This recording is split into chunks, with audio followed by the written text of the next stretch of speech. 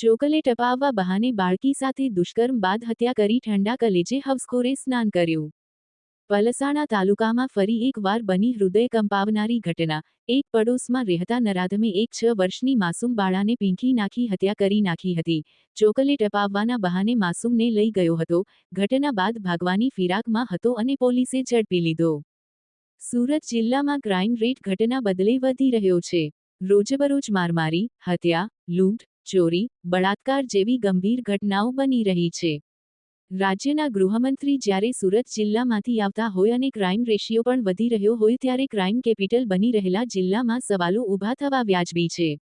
ઔદ્યોગિક વસાહત ધરાવતા પરપ્રાંતીય વિસ્તારમાં ગુનાઓની પ્રમાણ સૌથી વધુ જોવા મળે છે। ત્યારે વધુ ગંભીર ઘટના બનવા પામી છે। પલસાણા તાલુકાના કડોદરા પોલીસ મથકની હદમાં આવતા એક ગામમાં ગઈકાલે સવારના સમયે એક હૃદય કંપાવનારી ઘટના બની હતી।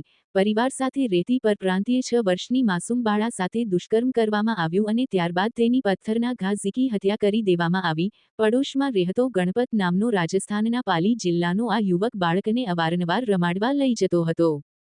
ઘટનાના દિવસે પણ આ નરાધમ બાળકીને ચોકલેટ અપાવવાના બહાને ઘરેથી લઈ ગયો હતો।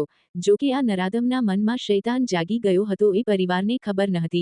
યુવકને આવવામાં મોડું થતાં પરિવાર ચિંતિત થયું હતું અને બાળકીની અને યુવકની શોધખોળ હાથ ધરી હતી। જો કે બંને મળી નહીં આવતા પરિવાર પોલીસ મથકે પહોંચ્યું હતું।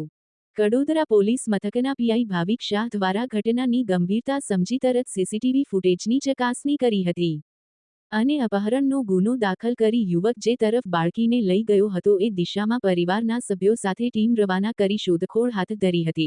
શોધખોળ દરમિયાન ઘરથી આશરે 2 કિલોમીટર દૂર નહેર પાસે યુવક મળી આવ્યો હતો। યુવકને અટક કરી પૂછપરછ કરતા યુવકે બાળકી સાથે દુષ્કર્મ કરી હત્યા કરી હોવાની કબૂલાત કરી હતી। પોલીસ યુવકને લઈ ઘટના સ્થળે પહોંચી હતી જ્યાંથી પોલીસને બાળકીનો મૃતદેહ મળી આવ્યો હતો। પોલીસે એફએસએલને ઘટના સ્થળે બોલાવી પંચનામું કરી બાળકીનો મૃતદેહ કબજે લીધો હતો અને મૃતદેહને પોસ્ટમોર્ટમ માટે મોકલી આપ્યો હતો। પોસ્ટમોર્ટમમાં બાળકી સાથે દુષ્કર્મ થયું હોવાનું સામે આવ્યું હતું। આરોપી નરાધમ યુવકે દુષ્કર્મ દરમિયાન બાળકી ચીસાચીસ કરતા નજીકમાં પડેલો પથ્થર બાળકીના માથાના ભાગે અને મોઢા પર મારી દેતા બાળકીનું મોત નીપજ્યું હતું। હાલ તો પોલીસે આરોપી વિરુદ્ધ પોક્સો એક્ટ, દુષ્કર્મ, અપહરણ તેમજ હત્યાના ગુનાની કલમો લગાવી વધુ તપાસ હાથ ધરી છે। જગદીશ ભરવાડ, ન્યૂઝ 14 કડોદરા। કાલે કડોદરા પોલીસ સ્ટેશનના વાંકાનેડા ગામમાં એક કમનસીબ બનાવ બનેલો છે। બનાવની હકીકત એવી છે કે 5 વર્ષ અને 2 માસની એક બાળકી છે તેના પડોશમાં રહેતો ગણપત સરગરા પાલી જિલ્લાનો છે અને તે અવારનવાર છોકરીને બિસ્કિટ અને ચોકલેટ લેવા લઈ જતો હતો। ગઈકાલે પણ એ છોકરીને લઈ ગયેલો, પરંતુ મોડા સુધી 12 વાગ્યા સુધી પરત નહીં આવતા એના માતા પિતા પોલીસ સ્ટેશને આવેલા અને પોલીસને જાણ કરેલી। પોલીસે પોતાની અલગ અલગ ટીમો બનાવેલી અને શોધખોળ કરતાં આ ગણપત સીસીટીવી કેમેરામાં દેખાય છે બાળકીને લઈ જતો।